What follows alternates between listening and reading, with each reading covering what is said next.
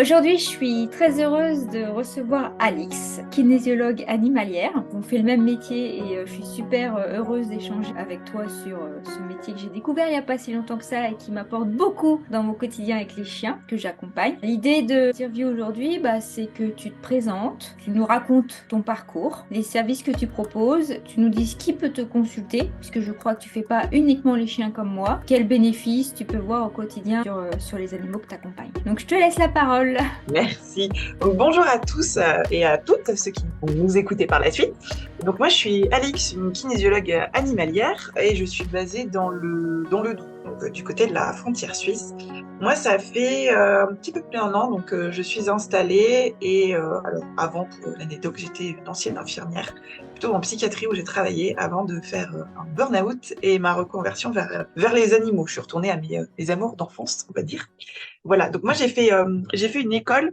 On n'a pas du tout fait la même. C'est ça qui est très intéressant Ouais. avec Cécile. Moi, je me suis formée en région centre, en école âme animale, où ma formatrice est aussi donc kinésiologue humaine, animalière, et aussi médecin chinois. Donc voilà, elle a fait un cursus assez poussé entre le cursus humain et le cursus animalier qu'on peut retrouver dans d'autres écoles. Et aussi accès médecine chinoise en connaissance. Donc ça, c'est assez chouette. Et donc moi, en fait, je ne pratique pas que sur les chiens, je pratique sur tous les animaux. Donc essentiellement au quotidien, ce que je fais, c'est les chiens, c'est la plus grosse demande que j'ai. J'ai aussi les chats et aussi en partie les chevaux. Et de temps en temps, j'ai des demandes ponctuelles pour des nacs. Donc par exemple, je vais avoir des lapins. J'ai déjà fait des oiseaux. Ouais. Et j'ai aussi une spécialité avec les animaux sauvages. Donc non pas en connaissance, on va dire, sur tous les animaux comme les scientifiques, mais Mm. par contre, c'est des outils de kinésiologie qui sont plus adaptés. Alors, je mets animaux sauvages au sens large parce que j'y inclus aussi les nacs, Mm. puisque leur mode de pensée et fonctionnement est différent des animaux de compagnie. Voilà. Oui. Donc ça, c'est mon travail. Et donc, je travaille essentiellement soit en distanciel. Voilà, j'ai une grosse partie de ma clientèle qui est un peu partout en Europe. Donc ça, c'est propre à ma pratique parce que voilà, la kinésiologie à la base, ça se pratique en présentiel, en physique. Mm. Mais voilà, je suis plus sur un mode de pensée un peu plus énergétique qui est en lien aussi avec voilà ce que fait ma formatrice. On est quelques-uns en France à faire ça, mais sinon voilà, en présentiel, je pratique aussi. Donc enfin, dans mon département, dans le Doubs et aussi sur Suisse, puisque moi, je suis à la frontière. Alors moi, en tant que comportementaliste canine, j'accompagne beaucoup de chiens sur la gestion des émotions, vu que souvent on m'appelle sur des problèmes de peur, de réactivité, de destruction, de fugue, etc. Est-ce que ça t'arrive d'accompagner régulièrement des chiens qui sont sur la destruction, par exemple? Et est-ce que tu pourrais nous dire les différentes sources, s'il y a, voilà, par exemple, la destruction parce que c'est de l'anxiété de séparation, la destruction parce que le chien est en colère, ou est-ce que c'est beaucoup plus complexe, beaucoup plus poussé et que chaque chien est vraiment différent? Donc moi, souvent, on m'appelle quand il y a des problématiques très ancrées. Donc c'est rare que j'ai des animaux qui vont bien et que je fasse le suivi, même Oui. si c'est le but de la kinésiologie, enfin la médecine chinoise à la base, hein, on rappelle, comme toute médecine chinoise, en fait, c'est de la prévention à la base, quoi, avant Mm. même que les problèmes arrivent. Donc voilà. Mais en Europe, voilà, on consulte, surtout en France, quand il y a Oui. déjà des problèmes. La kinésiologie est encore pas très très connue pour les animaux.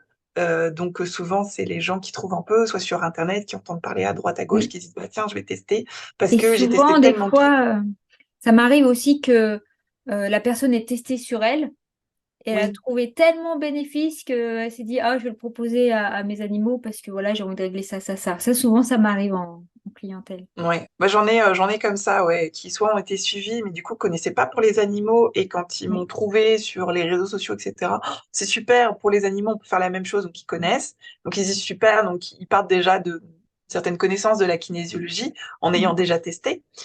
Et puis j'en ai d'autres, vraiment, on connaissent absolument pas.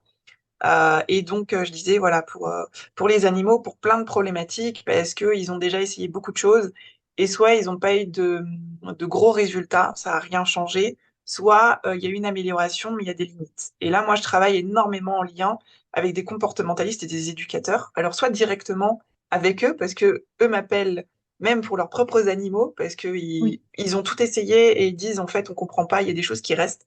Donc on arrive à trouver voilà des origines émotionnelles et on voit les grosses améliorations. Et ils finissent du coup par être convaincus et me renvoient certains clients parce qu'il y a des problématiques qui restent et disent il y a peut-être Mm. quelque chose de plus ancré pour continuer à évoluer, soit par le biais de mes clients, du coup, qui font l'intermédiaire avec leurs éducateurs et comportementalistes, Oui, et on voit l'évolution. Dans les gros, on va dire, thématiques que je travaille essentiellement, je vais avoir tout ce qui va être réactivité. Donc, je veux dire réactivité au sens large, hein, ça peut être sur oui. congénères, sur d'autres animaux, sur les humains, sur des objets, enfin Vélo. voilà. Mm. Voilà, souvent c'est rare qu'un chien, je pense que toi tu le vois, soit réactif qu'à un seul truc. Voilà. Donc je vais voir ça, je vais voir tout ce qui va être enfin, les anxiétés, les phobies.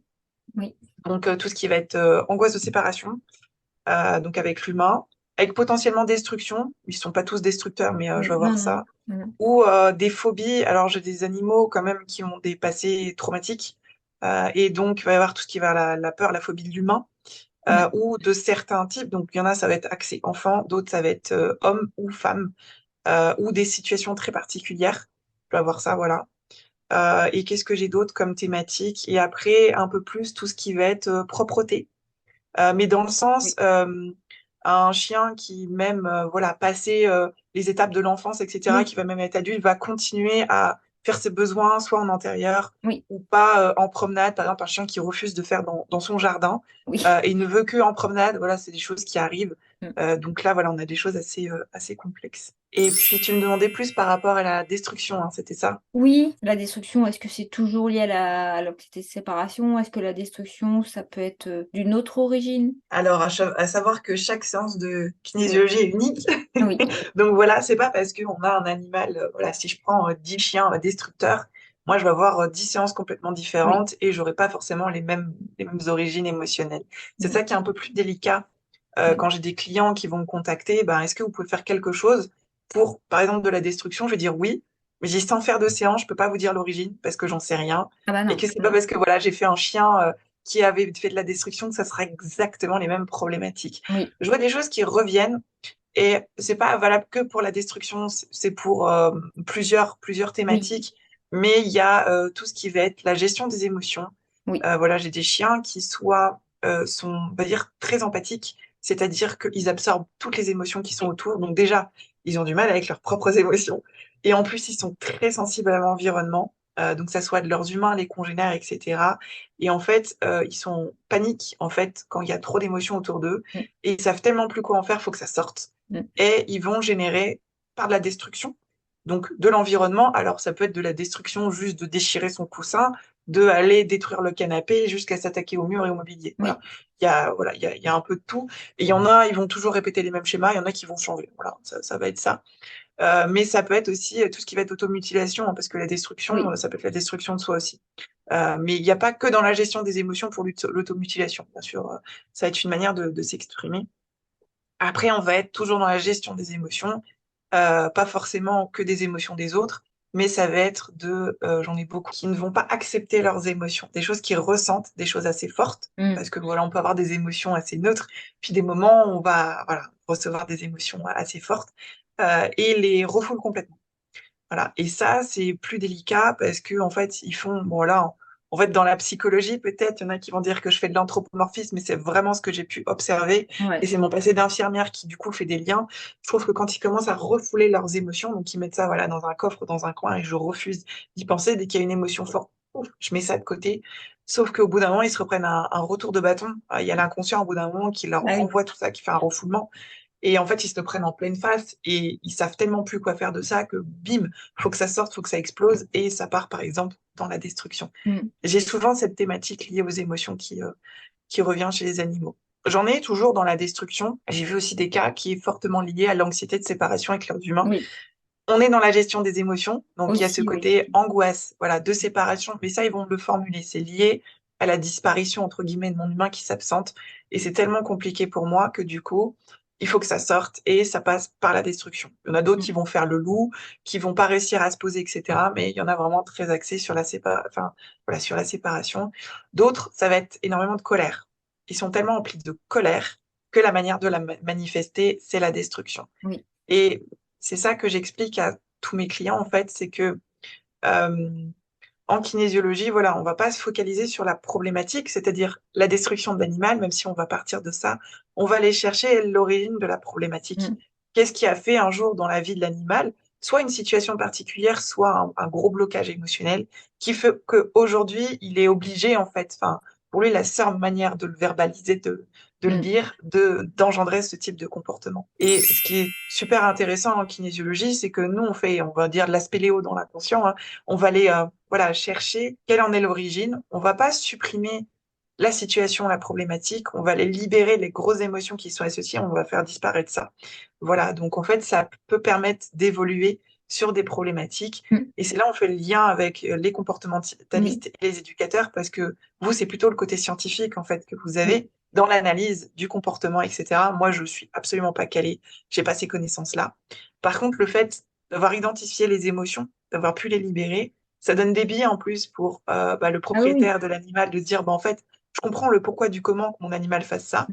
Et l'éducateur comportementaliste va dire, bah, OK, j'arrive un peu plus à affiner, de dire, bah, je vais savoir quoi mettre en place oui. enfin, comme conseil, et pour pouvoir, on va dire, je sais pas si on peut dire le terme rééduquer, ou en tout cas éduquer l'animal au quotidien. Dans mon quotidien, moi, j'ai plus l'impression que nous, en tant qu'éducateurs comportementalistes, on agit sur le mental, en fait, sur le conscient, et ce dont il a conscience lui-même, alors que le kinésiologue, animalier, il va plus aller dans le subconscient, aller chercher les racines et les libérer pour que ça vienne pas gêner finalement tout le travail qui est fait avec le comportementaliste au niveau du travail physique, mental, etc., quoi. Donc c'est C'est ça. hyper complémentaire parce qu'effectivement, des fois, on peut travailler un animal sur du physique, mental et on peut voir que bah, il prend sur lui en fait au Mm. quotidien pour répondre à la demande de bien se tenir, par exemple, au quotidien. Mais on sent qu'en lui, c'est tendu. Et c'est vrai que la kinésio va venir bah, retirer en fait ce stress Mm. et qu'il puisse vivre le quotidien Mm. et les demandes qu'on lui fait plus sereinement, quoi. En fait, la kinésio, donc t'es sur l'inconscient, t'es à peu près, on va dire à peu près, hein, sur 89% du cerveau, tandis que quand on travaille sur le conscient, donc effectivement, par le biais de l'éducation comportementaliste, on est sur le conscient, on est sur 11% du cerveau. Et Oui, l'un ne va pas sans l'autre. En fait, bah s'il y a oui, des choses très profondes qui bloquent, on aura beau demander des choses et rééduquer l'animal, s'il y a un problème de fond, comme tu dis, on arrive à atténuer des choses, oui, mais on voit bien que l'animal prend sur lui et oui, il reste une tension, mais il reste quand même dans l'inconfort. Et peut-être que toi, tu le vois dans les apprentissages des animaux, où tu vois une progression et à un moment donné, ça stagne. Ça oui, peut stagner pendant des semaines, voire des mois, oui, parce qu'il y a un oui, blocage profond. Et une fois que tu le libères en kinésio, on peut ouais, c'est continuer à ça, évoluer par palier. c'est Et ça. c'est ça où moi, je trouve qu'il est super important de faire les deux. Alors, je le vois à titre personnel avec mes animaux, mais je le vois aussi avec mes clients. Ça permet de stagner moins longtemps et du coup, de pouvoir faire conjointement ces deux suivis. Du coup, on permet de, je sais pas si on peut dire gagner du temps, mais en tout cas de progresser au rythme qu'il faudrait pour l'animal, quoi.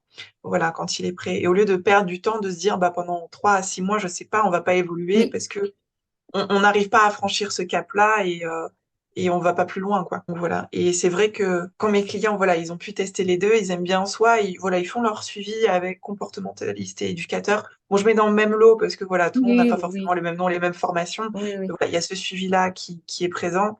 Et il me rappelle une fois de temps en temps, quand ils voient qu'ils stagnent, de dire, bah voilà, il se passe ça en ce moment. Puis ils racontent la séance après à l'éducateur et ça leur permet d'ouvrir aussi le champ des Oui, possibilités, ce bah, c'est que je chouette. trouve assez super, quoi. Est-ce que tu travailles avec aussi des vétérinaires sur des problèmes de santé? Moi, j'ai la chance de travailler avec une vétérinaire dans mon secteur qui est ouverte à énormément de choses. Mm, Et voilà, un jour, moi, elle m'a appelé, je crois que ça devait faire quelques mois que j'étais installée. Elle avait entendu parler de moi par ses clients, etc. Et un jour, elle m'appelle en urgence un week-end dans sa clinique pour mm, que j'intervienne sur un animal, voilà, qui venait de se faire amputer. C'est des choses qui arrivent assez fréquemment, mm, hein.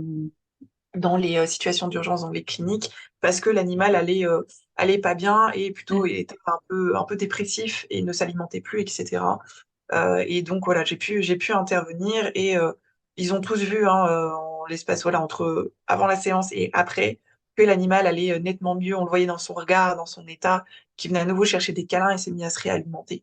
Donc voilà, j'ai quelques vétérinaires qui vont m'appeler, voilà, sur des cas, voilà, où ils ont tout essayé, on va dire, oui, et la médecine classique, on va dire, ils ont mis, voilà, tous les médicaments en place et mm, ils savent pas d'où ça vient. Et donc soit ils vont redonner ma carte au client en disant bah, essayez Oui. avec Alix, on verra si elle peut apporter quelque chose en plus dans la compréhension de l'animal ou s'il y a des émotions qui entravent, on va dire, la bonne guérison du corps. Mm. Donc, je vais être sur des grosses problématiques, par exemple sur des cas d'accident, Ouais. donc amputation, etc., ou des grosses maladies où on voit quand même bah, les médicaments ont beaucoup d'effets secondaires. Oui. Et voilà, je vais soit les vétérinaires, soit les humains, enfin voilà, les propriétaires qui vont m'appeler en me disant, je cherche pas du tout à guérir mon animal, et moi je suis pas là pour ça parce que voilà, Bah, il y a que le vétérinaire qui peut guérir malheureusement en France. Enfin voilà, c'est fait comme ça c'est et ça. c'est ok pour nous. On parle que du bien-être. Par contre, on peut être là pour atténuer beaucoup de choses, travailler sur la douleur, sur le fait qu'on libère des émotions. On va réharmoniser en fait le Mm. fonctionnement en médecine chinoise sur les méridiens dans le corps, Mm. ce qui va permettre de retrouver une harmonie intérieure et un fonctionnement, on va dire, optimal du corps. C'est-à-dire Mm. qu'à nouveau, il va pouvoir se guérir de lui-même en fait. Le corps, à la base, il est censé voilà s'auto-guérir tout seul. Et nous, on va participer à ce processus-là et que s'il a eu des blessures, des choses comme ça, le fait qu'on libère des émotions en plus, on va voir qu'à nouveau, le corps va se réparer correctement et tout ça. Donc voilà, sur des maladies complexes, donc on a tout ce qui est dégénératif, parce qu'il y a de l'arthrose, de la dysplasie. Voilà, Mm. je pense aux chiens parce qu'il y a des, voilà, il y a des races Oui. Plus. qui sont un peu plus prédisposées à ça. Euh, donc voilà, on va pas forcément guérir, mais on va limiter en fait, voilà, sur la progression, sur les douleurs, ou comme je disais, voilà, sur les accidents. J'ai des problèmes rénaux, je travaille sur des problèmes rénaux, des problèmes hépatiques aussi. Voilà, on va limiter des choses et puis parfois en fait, on voit les vétérinaires se mettre à voilà diminuer les traitements parce que ça va de nouveau mieux. Oui. Je travaille beaucoup aussi sur l'épilepsie. Alors ça dépend des types d'épilepsie parce qu'on voit un fort lien aussi au niveau émotionnel Mm. avec l'épilepsie. Et du coup, le fait de stabiliser les émotions, moi je suis beaucoup de chiens ou de chats qui ont des, voilà, des problèmes épileptiques. Alors ils ont leur traitement vétérinaire voilà, au Oui, long oui. terme, Mm. mais il y a quand même des crises ou des débuts de crise Oui. voilà, qui interviennent. Et le fait que moi je travaille, on voit une harmonie pendant parfois un mois, 2 mois, 3 mois, où il n'y a Mm. plus du tout de crise. Et à nouveau, il y a des crises et c'est qu'il y a une nouvelle couche émotionnelle qui se Mm. représente. Donc ça, c'est super à la fois pour l'animal parce que bah, ça fatigue de faire des crises d'épilepsie et aussi pour l'humain parce que ben voilà, il n'y a pas besoin de l'amener tout le temps chez le vétérinaire ou de se dire mon animal va mieux. Ouais. Donc voilà, on va être plutôt sur le confort de vie, on va dire, de l'animal ou surtout les pathologies de vieillissement aussi. Voilà. C'est assez intéressant. Donc voilà, j'arrive à travailler voilà, avec les vétérinaires et je suis pas fermée quand j'ai voilà, le loisir de discuter avec eux, c'est super intéressant. Et puis Mm. s'ils sont fermés, je me dis c'est pas grave, au moins ils savent que ça existe. Ça existe. Ouais. J'en ai qui y croient pas forcément, mais qui vont me rediriger soit pour des problèmes de comportement aussi, voilà, des choses problématiques, ou tout ce qui va être anxiété, parce que eux, ils me le disent clairement, bah, on n'est pas formé. Enfin, à part Oui. donner des médicaments, je sais pas quoi faire d'autre, ou des compléments alimentaires pour tout ce qui est Mm. angoisse, etc. Ils me disent on en voit énormément. Et en fait, ils finissent par donner ma carte et disent bah essayez parce que ça peut peut-être lui faire du bien, etc. Et voilà, donc je retrouve des clients comme ça sur des problématiques d'angoisse qui font appel à moi. Souvent, ils ont déjà un suivi à côté, voilà, Ouais. éducateur comportementaliste, mais ces genres de problématiques, voilà, c'est assez fréquent que je vais travailler avec eux sur les chiens. Bah, merci beaucoup pour ce partage. Comment les gens peuvent te contacter ou prendre rendez-vous avec toi? En plus, comme tu travailles à distance, donc c'est vrai que tu peux avoir voilà, même les gens, s'ils sont à l'autre bout de la France, ils peuvent t'appeler et bénéficier de tes services. Plein de manières possibles. Ah. Donc, je suis présente sur les réseaux sociaux, donc Facebook, mais beaucoup plus active sur Instagram. Alors, vous me retrouverez surtout sur le nom de Kinésiologie Animalière 25. Voilà. Et mon site internet, c'est exactement le même nom. Donc, pour prendre rendez-vous, alors le présentiel, le mieux, c'est de m'appeler. Vous avez, voilà, de Mm. disponible par tous ces biais mon numéro de téléphone. Et sinon, pour les séances à distance, il y a un planning voilà, de réservation en ligne où il y a un délai à peu près d'un mois généralement pour prendre un rendez-vous. Donc, vous avez accès soit par mon site internet, soit dans ma bio d'Insta pour prendre rendez-vous. Et je propose aussi les appels découvertes téléphoniques pour Ah oui, échanger, pour être sûr que ben, votre mm, problématique, je peux vous accompagner, c'est ça. puisque moi, mon Mm. but, c'est que vous trouviez un accompagnement qui réponde à vos besoins et ceux de l'animal. Et si c'est pas quelque chose que je peux faire, en tout cas, soit je vous le dirai ou je vous redirigerai vers une autre technique. Voilà, mais en tout cas, au plaisir pour échanger et puis même sur juste la kinésiologie en général, sur la formation et tout ça, ça sera avec plaisir, comme j'ai fait avec Cécile à l'époque où elle m'a envoyé Et un oui, message pour c'est ça. papoter.